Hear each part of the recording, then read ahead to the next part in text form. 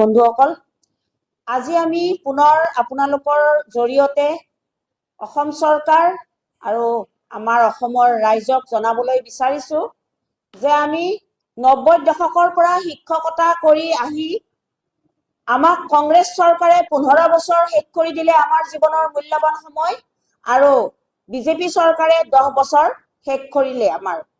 তাৰ পিছত আমি ৰাজপথত আন্দোলন কৰি আহি আমি এটা সিদ্ধান্তত উপনীত হলো। মাননীয় শিক্ষামন্ত্ৰী মহোদয়ৰ লগত আমি আলোচনা হলো। সেই কথাবোৰ আমি আপোনালোকৰ জৰিয়তে আমি অৱগত কৰিছোৱে। তথাপি আমি পুনৰ আজি অৱগত কৰিবলৈ বিচাৰিছো যে আমাক যি মাননীয় শিক্ষামন্ত্ৰী মহোদয় আৰু মাননীয় মুখ্যমন্ত্ৰী মহোদয়ে এককালীন সাহায্য দিয়াৰ কথা যি কৈ আছে সেয়া মৌখিক। সেই মৌখিক কথাক আমি বিশ্বাস নকৰো। সেইকাৰণে আজি ৰাতিপুৱা 10:30 বজাত আমি মাননীয় শিক্ষামন্ত্ৰী মহোদয়ক পুনৰ লগ কৰিলো, আৰু পুনৰ লগ কৰি আমাৰ সন্থাৰ তৰফৰ পৰা তেখেতৰ ওচৰত আমি দাবী জনালো যে আমাৰ এই এককালীন কথাটো মৌখিক আমাক নালাগে, কাৰণ এতিয়া আমাৰ শিক্ষক সমাজে এইটো এটা ইলেকশ্যন ইস্যু বুলিহে ভাবি লৈছে। যিহেতু নিৰ্বাচন আহি আছে, সেইকাৰণে মাননীয় শিক্ষামন্ত্ৰী মহোদয়ৰ ওচৰত আমি দাবী জনাইছিলো যে আমাক এককালীনটো আপুনি আনুষ্ঠানিক কৰিব লাগে, বাজেটত কেবিনেটত পাছ কৰিব লাগে। তেতিয়া মাননীয় শিক্ষামন্ত্ৰী মহোদয়ে আজি ৰাতিপুৱা 10:30 বজাত তেখেতে আমাক জনালে যে আমি আনুষ্ঠানিকতা কৰিম। আৰু লগতে আমি মাননীয় শিক্ষামন্ত্ৰী মহোদয়ক সুধিছিলো যে আমাৰ যিখিনি এলপিৰ পৰা কলেজলৈ যিসকল শিক্ষক ড্ৰপ হৈ আছে, সেই শিক্ষকসকলে আপোনালোকে যি পৰ্টেল চেনেল এটা খুলিব অপ্ৰাদেশিকৃত শিক্ষকসকলৰ বাবে, সেই চেনেলটোত আমি এপ্লাই কৰিব পাৰিম নেকি? তেতিয়া মাননীয় শিক্ষামন্ত্ৰী মহোদয়ে কৈছে যে আমি তাতে এপ্লাই কৰিও একো ফলাফল নাপাম। সেয়ে আমি আমাৰ যিসকল শিক্ষক আছে বঞ্চিত শিক্ষক, আপোনালোকৰ জৰিয়তে সেই বঞ্চিত শিক্ষকসকলকো আমি এই বাৰ্তাটো দিবলৈ বিচাৰিছো যে আমি এককালীনৰ কাৰণে যুদ্ধ কৰিব লাগিব, আৰু আমাৰ এই ড্ৰপ শিক্ষকসকলক চৰকাৰে আৰু নকৰে বুলি ঘোষণা আমাৰ আগত আজি কৈছে। আমি পৰ্টেল চেনেলত আমি এপ্লাই কৰিও আমাৰ লাভ নাই। কিন্তু তথাপিও আমি আজি এই সংবাদ মাধ্যমৰ জৰিয়তে মাননীয় মুখ্যমন্ত্ৰী মহোদয় আৰু মাননীয় শিক্ষামন্ত্ৰী মহোদয়ক অনুৰোধ কৰিছো, যিসকলৰ শিক্ষানুষ্ঠান চলি আছে সেইসকল শিক্ষকক আপোনালোকে পদ প্ৰাদেশিকৰণ কৰি তেওঁলোকৰ জীৱনলৈ আনন্দ নমাই আনিব বুলি আমি আশা ৰাখিলো।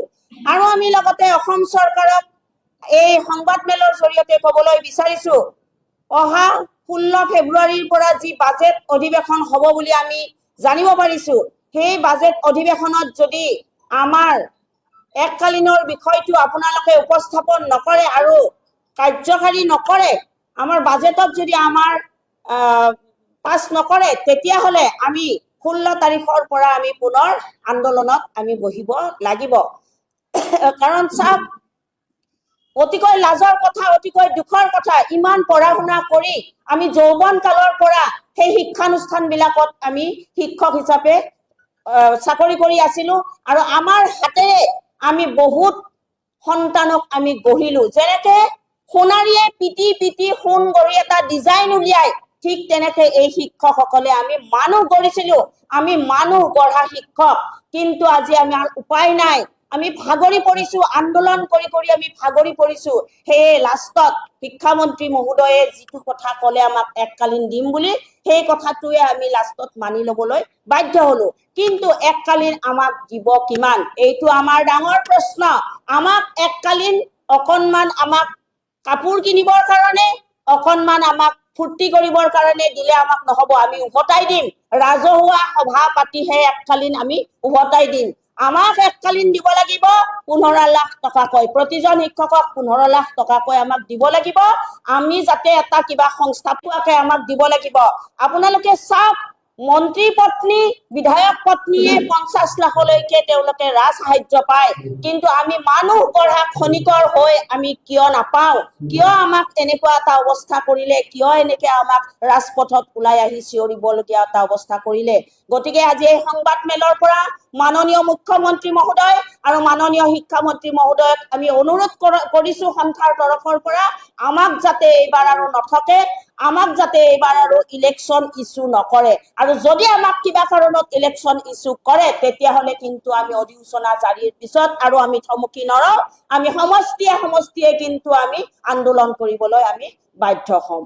গতিকে মাননীয় মুখ্যমন্ত্ৰী মহোদয় আৰু মাননীয় শিক্ষামন্ত্ৰী মহোদয়, আপুনি যেনেকে আমাক কথা কৈছে, যেনেকে আমাক কথা দিছে, আমি প্ৰতিবাৰে আপোনাক লগ কৰি থাকোতে সেই ধৰণে আপুনি কামখিনি কৰিবৰ কাৰণে আমি আপোনাক অনুৰোধ জনালো আৰু আমি আশা কৰিলো। আমাৰ LPৰ পৰা কলেজলৈ প্ৰায় ৭,০০০ কৰ্মচাৰী আছে।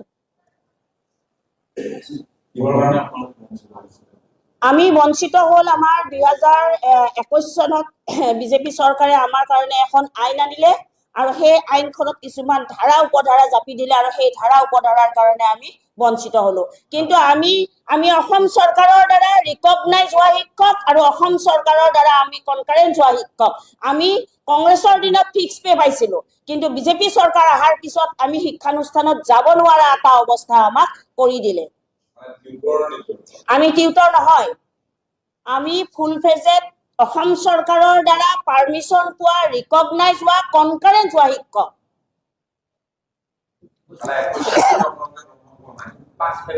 আমি 21 চনত তেওঁলোকে যেতিয়া বিজেপি চৰকাৰ যেতিয়া 16 চনত আহিলে তেতিয়া মাননীয় মুখ্যমন্ত্ৰী মহোদয়ে প্ৰতিখন নিৰ্বাচনী সভাত কৈছিলে 45 দিনৰ ভিতৰত অসমৰ পৰা এই সমস্যাটো সমাধান কৰি দিম, শিক্ষকসকলৰ সমস্যা।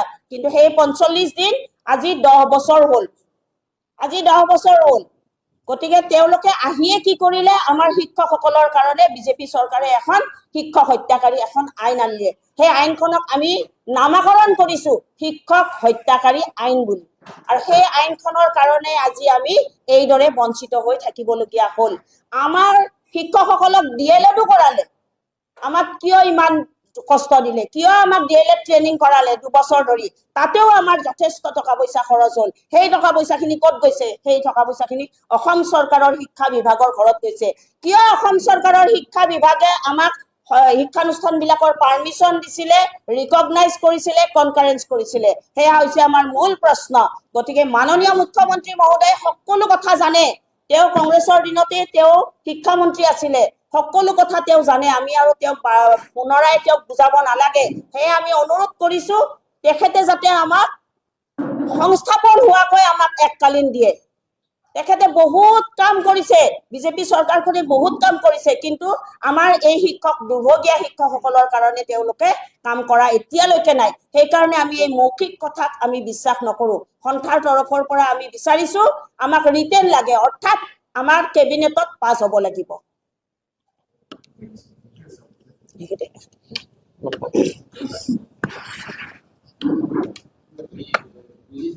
সকললৈ আমাৰ শিক্ষক সংগঠন তৰফৰ পৰা সংগ্ৰামী আৰু আন্তৰিক অভিনন্দন জ্ঞাপন কৰিছো। আজি আমি মাননীয় শিক্ষামন্ত্ৰী মহোদয়ক আমি লগ কৰিছিলো। আমাৰ লগ কৰা এটাই উদ্দেশ্য হৈছিল আমাৰ অধিকাৰ আৰু আমাৰ প্ৰাপ্য বিচাৰি আমি তেখেতৰ ওচৰত আমি লগ কৰিছিলো। কিন্তু তেখেতে আমি ইয়াৰ আগতো বহুতবাৰ আমি লগ কৰিছো, তেখেতে এককালীন দিম বুলি আমাক কৈছিলে। আৰু আমাৰ দাবীটো আছিল আমাৰ পদ প্ৰাধিকৰণ কৰিব লাগিব। যিসকলৰ বয়স আছে তেখেতসকলক পদ প্ৰাধিকৰণ কৰিব লাগিব, আৰু যিসকলৰ বয়স নাই উকলি গৈছে তেখেতসকলক এককালীন দিয়াৰ ব্যৱস্থা গ্ৰহণ কৰিব লাগিব বুলি মাননীয় মুখ্যমন্ত্ৰী মহোদয়ক আমি এই কথাটো অৱগত কৰিছিলো। তেতিয়া তেখেতে ক'লে যে আপোনালোকক কোনো পধ্যে পদ প্ৰাধিকৰণ কৰিব পৰা নাযাব, আপোনালোকক এককালীন দিয়া হ'ব বুলি কোৱাৰ পিছত আমি কৈছিলো তেখেতে আমাক পদ প্ৰাধিকৰণ কৰিব লাগিব। কিন্তু আমাৰ কথা এটাই কথা আমি ক'ব বিচাৰিছো, মুখেৰে ক'লে নহ'ব, আপোনালোকে আমাক লিখিত আকাৰে দিব লাগিব। আজি শিক্ষামন্ত্ৰীক এটা কথা কোৱা হৈছে, আপুনি আনুষ্ঠানিকভাৱে ঘোষণা কৰক। যদি আনুষ্ঠানিকভাৱে ঘোষণা নকৰে তেনেহলে এই 16 তাৰিখৰ পিছত যিটো অধিৱেশন চলিব, সেই অধিৱেশনতে এক জংগী আন্দোলন কাৰ্যসূচী গ্ৰহণ কৰিম আমি। তেতিয়া আমাক শিক্ষামন্ত্ৰীয়ে দুখী লাভ নাই, কাৰণ আমি অধিকাৰ প্ৰাপ্যৰ কাৰণে আমি আজি আন্দোলন কৰিবলগীয়া হৈছে। আৰু এটা কথা ক'ব বিচাৰিছো, আমি আমাৰ শদিয়াৰ পৰা ধুবুৰীলৈ সকলো শিক্ষকসকলক এটা কথা ক'ব বিচাৰিছো, আপোনালোক সকলো সজাগ হৈ থাকক। কাৰণ শিক্ষামন্ত্ৰীয়ে ক'লে বুলিয়ে যে আমি এককালীন পাম সেই কথাটো নহয়। আপোনালোক সকলোৱে গম পাইছে চৰকাৰে এটা কথা কয় আৰু এটা কাম কৰে। হয়তো আমাক নিৰ্বাচনী টুপো দিব পাৰে। গতিকে আমি নিৰ্বাচনী টুপৰ কেতিয়া আমি পতিয়ন নাযাওঁ।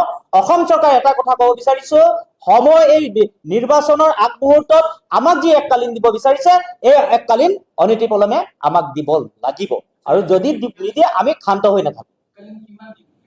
আমাৰ দাবী সংগঠনৰ ফালৰ পৰা আমাৰ 15 লাখ টকাৰ দাবী। গতিকে আমাক যদি 15 লাখ টকা নিদিয়ে, কোৱা নাই এতিয়ালৈকে, কিন্তু আমি দাবী কৰিছো 15 লাখ টকা আপোনালোকক আমাক 15 লাখ টকা দিব লাগিব।